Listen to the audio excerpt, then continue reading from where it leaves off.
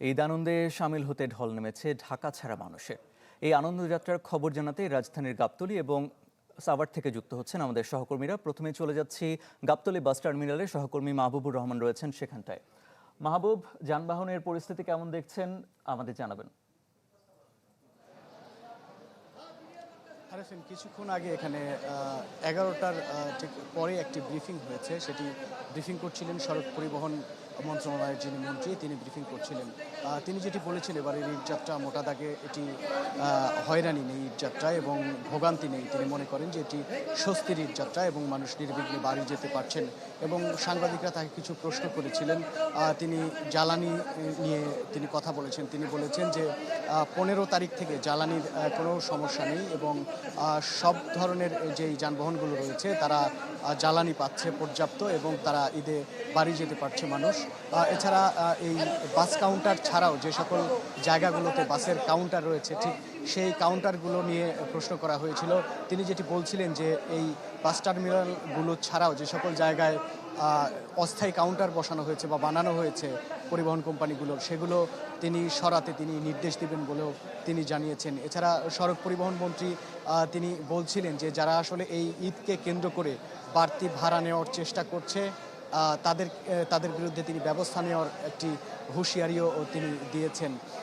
এবং এই মুহূর্তে গাবতলী বাস টার্মিনালে রয়েছি এবং এখানে যে সকল যাত্রী সাধারণ রয়েছে তারা আমাদেরকে জানিয়েছেন তাদের ঈদযাত্রা মোটামুটি স্বস্তির রয়েছে এবং তারা কিছুটা বাড়তি ভাড়া আদায়ের অভিযোগ করলেও সেটি আসলে লাস্ট স্টপেজের ভাড়া নেওয়া হচ্ছে ঠিক সেই কারণেই বলে মনে করছেন এই যাত্রীরা।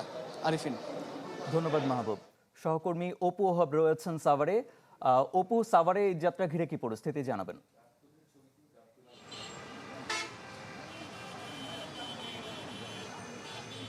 সাভারের ঈদযাত্রা এখন পর্যন্ত স্বাভাবিক রয়েছে। যানবাহন যান চলাচল থেকে শুরু করে সব কিছু মহাসড়ক অবস্থা যদি দেখাই মোটামুটি স্বাভাবিকই বলা চলে। নির্বিঘ্নে মানুষ কিন্তু বাড়ি ফিরছে, এখন পর্যন্ত বাড়ি ফিরছে। তবে অধিকাংশ পোশাক কারখানা, আজকে যে শিল্পাঞ্চল সাভারের যে 1000-এর বেশি পোশাক কারখানা রয়েছে, অধিকাংশ কারখানায় কিন্তু আজকে ছুটি হবে। আমরা যেটা জানতে পেরেছি যে দুপুরের পর থেকে আসলে সমস্ত কারখানাগুলো ছুটি হয়ে যাবে। তখন কি হয় সেটাই দেখার বিষয়। এজন্য কিন্তু আইন শৃঙ্খলা বাহিনী পর্যাপ্ত ব্যবস্থা নিয়েছে। আমরা দেখতে পাচ্ছি যে একটি সেনাবাহিনীর একটি ইউনিটই কিন্তু এখানে যোগ দিয়েছে। তারা কাজ করছে ট্রাফিক ব্যবস্থা যেন নিয়ন্ত্রণে রাখা যায়, আইন মেনে যেন চলাচল করে এবং ভোগান্তি যেন কম হয়। এই জন্য আপনি হয়তো দেখছেন মহাসড়কের যে চিত্রটি, এই মুহূর্তের চিত্রটি হচ্ছে যে মানুষ উভয়মুখী যানবাহন চলাচল করছে, কিন্তু যানবাহনের চেয়ে মানুষের চাপ বেশি, অর্থাৎ বাড়ি ফেরা মানুষের চাপ বেশি। যে পরিমাণ যানবাহন আছে এতে সংকলন হবে না, এটা মোটামুটি বলাই যায়। এজন্য কিন্তু ছুটির পর কী অবস্থা হবে। তবে আমরা দেখতে পেরেছি যে রাস্তার এই মহাসড়কের বিভিন্ন পয়েন্টে অসংখ্য যানবাহন, অসংখ্য বাস, বিশেষ করে বাস দেশের বিভিন্ন স্থান থেকে নিয়ে আসা হয়েছে এবং এসেছে। তারা এসে দাঁড়িয়ে আছে। এই যাত্রী যখন এককালীন ছুটি হবে, যে প্রায় 20-30 লক্ষ শ্রমিক যখন একসাথে ছুটি হবে, তাদেরকে যেন নির্বিঘ্নে বাড়িতে পৌঁছে দেওয়া যায়, এই প্রচেষ্টা থেকে পরিবহন শ্রমিকরা কিন্তু পরিবহনের সংশ্লিষ্ট যারা রয়েছেন তারা মূলত এই দায়িত্বটি নিয়েছেন। তারা বাসগুলো এনে রেখেছেন, হয়তো ওই ছুটির পরে তাই বাসগুলো ছেড়ে যাবে। তবে যানবাহন নিয়ন্ত্রণ বা মহাসড়কের অবস্থা কতটুকুন হবে এই শ্রমিকগুলো যখন রাস্তায় নেমে আসবে, সেটি কিন্তু ভাবনার বিষয় হয়ে দাঁড়িয়েছে। অতীত অভিজ্ঞতা থেকে বলা যায় যে কিছু সময়ের জন্য হলেও ঢাকার ইচ্ছা মহাসড়ক এবং নবীনগর চন্দ্র মহাসড়ক থেমে যাবে। আরিফিন, ধন্যবাদ অপু। সহকর্মী রফিকুল ইসলাম খান রয়েছেন গাজীপুরে। রফিক, গাজীপুর চন্দ্রা বাইপাসে যানবাহনের চাপ কেমন দেখছেন জানাবেন। আমি কি কিছু ধরেছি নাকি? আপুটা আপনাকে চেক আউট করছে, জাস্ট কুল থাকো।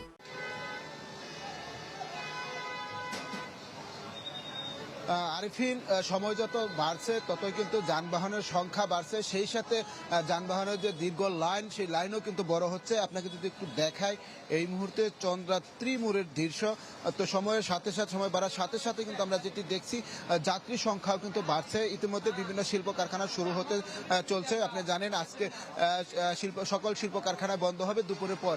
ইতিমধ্যে অনেক শিল্প কারখানা থেকে লোকজন আসতে শুরু করেছে এবং সেই সাথে যে গাড়ি সংখ্যাও কিন্তু বাড়তে শুরু করেছে। যেই গাড়ির লাইনটি দেখছে এটি কিন্তু ডাইরেক্ট লেন, আর এর ডান পাশে যে লেনটি রয়েছে সেটি লোকাল লেন। মানুষের কারণে আসলে লোকাল লেনে কিন্তু এই মুহূর্তে যান চলাচল একেবারে বন্ধ রয়েছে। শুধু যে ডাইরেক্ট লেন, সেই ডাইরেক্ট লেন দিয়েই যান চলাচল করছে এবং সেই ডাইরেক্ট লেনের মধ্যেও কিন্তু ইতিমধ্যে আমরা দেখছি মানুষজন ঢুকে গিয়েছে। তো এই মুহূর্তে কিন্তু খারাজোড়া থেকে সফিপুর পর্যন্ত ঢাকা টাঙ্গাইল মহাসড়কের দীর্ঘ প্রায় 5 কিলোমিটার জুড়ে লম্বা লাইন রয়েছে। আর চন্দ্রা নবীনগর সড়ক যেটি রয়েছে সেই নবীনগর সড়কের চন্দ্রা মোড় থেকে বারুইপাড়া পর্যন্ত প্রায় 4 কিলোমিটার লম্বা লাইন রয়েছে। তো পুলিশ প্রশাসন যেটি বলছে, যেহেতু আজকে শিল্প কারখানা বন্ধ, দুপুরের পর থেকে কিন্তু যাত্রী এবং যানবাহনের আরো চাপ বেড়ে যাবে, সেই চাপ সামলানোর জন্য তারা কাজ করছে। 3 শিফটে 220 জন করে আইন শৃঙ্খলা বাহিনীর সদস্য শুধু চন্দ্রা মোড়েই নিয়োজিত রয়েছে। কিছুক্ষণ আগে পুলিশের ডিআইজি তিনি জানিয়েছেন একজন ডিআইজির নেতৃত্বে 24 ঘন্টা চন্দ্রা মোড় মনিটরিং করা হচ্ছে। তাছাড়া মৎস্য পানি সম্পদ মন্ত্রী সালাউদ্দিন টুকু তিনি কিন্তু এখানে এসেছেন। তিনি বলছেন তারেক রহমানের নির্দেশে তিনি চন্দ্রা মোড়ের যে সড়ক পরিস্থিতি সেই পরিস্থিতি দেখার জন্য চন্দ্রা মোড়ে এসেছেন। তার সাথে স্থানীয় সংসদ সদস্য ছিলেন। তো যারা আসলে যাচ্ছেন বাড়িতে তাদেরকে কিন্তু একটু ভোগান্তি পোহাতে হচ্ছে। তো সময়ের সাথে সাথে কিন্তু ভোগান্তির সংখ্যাটা একটু ভোগান্তির পরিমাণটা একটু বাড়তে পারে। আরিফিন, এই ছিল চন্দ্রামোড় থেকে সর্বশেষ খবর। রফিক, আপনাকে ধন্যবাদ। সহকর্মী মাছুদ রানা রয়েছেন টাঙ্গাইলে, তার কাছ থেকে জানবো সেখানকার পরিস্থিতি। মাছুদ, উত্তরবঙ্গের প্রবেশ মুখ টাঙ্গাইল জেলা এবং যমুনা সেতুতে যানবাহনের চাপ কেমন দেখছেন?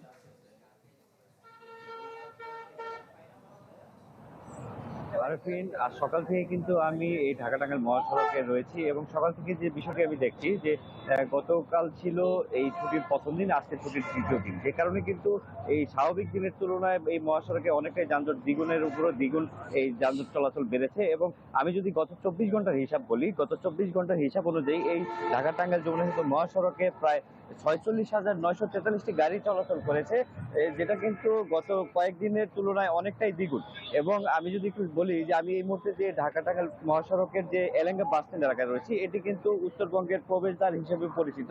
মূলত এখান থেকে যমুনা সেতু পর্যন্ত যে 14 কিলোমিটার সড়ক রয়েছে সেই সড়ক পথে কিন্তু ফ্লাইওভারের কাজ চলমান, যে কারণে কিন্তু কিছুদিন আগেও এই মহাসড়কে চলাচলকারী যানবাহন চালক এবং যাত্রীরা বলছিলেন এই ঈদে প্রতি বছর যানজটের ভোগান্তি পোহাতে হয়, এবছরও তারা এই ফ্লাইওভারের চলমান কাজের কারণে কিন্তু তারা ভোগান্তি পোহাবেন। কিন্তু তবে এখন পর্যন্ত এই মহাসড়কে তেমন কোনো ভোগান্তি বা যানজটে দেখা যায়নি, স্বাভাবিক গতিতেই যানবাহন চলাচল করছে। এছাড়াও যমুনা সেতুর যে টোল প্লাজা রয়েছে সেই টোল প্লাজা পরিদর্শন করেছি, সেই টোল প্লাজাতে কিন্তু আমরা দেখেছি স্বাভাবিক গতিতেই তাদের কার্যক্রমগুলো চলমান রয়েছে। এখন পর্যন্ত টোল প্লাজা তেমন কোনো বড় ধরনের যানজট বা লেন দেখা যায়নি। তবে গত রাতে হঠাৎ করে 3টার পরে একটি সড়ক দুর্ঘটনা ঘটে, যে কারণে কিন্তু আধা ঘন্টা টোল বন্ধ থাকে এবং সেই টোল বন্ধ থাকার এক পর্যায়ে দীর্ঘ ট্রেল দেখা যায় এবং পরে দীর্ঘ দিশে। কিন্তু আজ ভোর রাত থেকে কিন্তু সেটি স্বাভাবিকভাবে চলমান থাকে। এখন পর্যন্ত এই মহাসড়কে যান চলাচল। ধন্যবাদ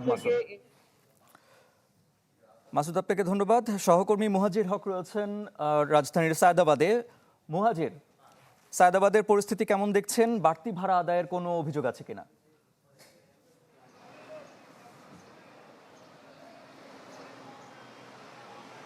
আরিফিন, এই মুহূর্তে আমি আছি সায়দাবাদের জনপথের মোড় যে এলাকা রয়েছে সেখানে, এবং একটা বিষয় আমরা লক্ষ্য করলাম যে এই জনপথের যে মোড়টি রয়েছে এখানেই সায়দাবাদ থেকে যে দূরপাল্লার বাসগুলো চলে, এই জনপথের মোড়েই প্রায় আধা ঘন্টা থেকে 1 ঘন্টার মতো তাদের আটকে থাকতে হয় এবং আধা ঘন্টা 1 ঘন্টা পর পর মূলত এই জনপথের মোড় থেকে গাড়ি ছাড়া হচ্ছে।